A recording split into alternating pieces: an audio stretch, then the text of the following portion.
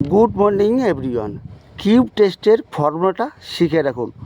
এত সহজ করে আপনাকে কেউ বোঝাবে না। আর সিভিলে যদি আপনি থাকেন, এটি আপনার অবশ্যই লাগবে।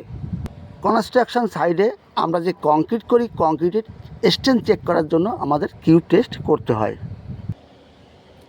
তিনটে কিউব টেস্ট করতে হয় 7 দিনে, আর 3টে করতে হয় 28 দিনে।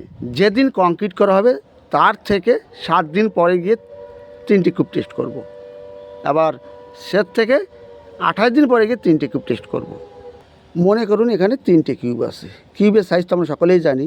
প্রথমে যে কাজটি, এই কিউবের আমরা ওয়েট করব। ওয়েট করার পরে এসছে ধরুন প্রথম কিউবটা ওয়েট এসছে 8.3 কেজি। দ্বিতীয় কিউবটার ওয়েট এসছে আমার 8.31 কেজি। এবার 3 নম্বর কিউবের ওয়েট এসছে 8.51 কেজি। এই ওয়েটটা করা হয়ে গেল 3টে কিউবের। এবার যে কাজটি হবে, আমরা যে কিউব টেস্ট করবো, এর কংক্রিটের গ্রিড আছে M25 গ্রিডের কংক্রিট। এইবার এই কিউবকে আমরা মেশিনে টেস্টিং করব।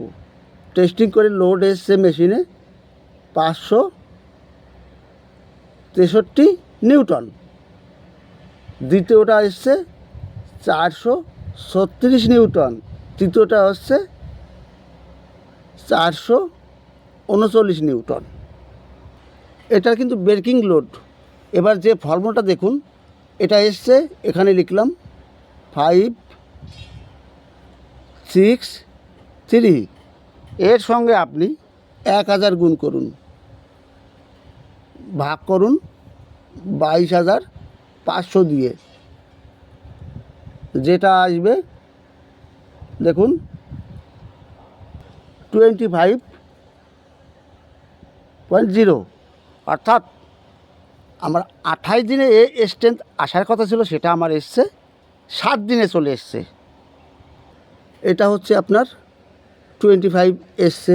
দ্বিতীয়টা এইভাবে করার পরে এসছে 19.37 স্ট্রেংথ 19.5। এবারে 3টে যোগ করে 3 দিয়ে ভাগ করব। ভাগ করলে আসছে আমার অ্যাভারেজ 21.2 স্ট্রেংথ এসছে।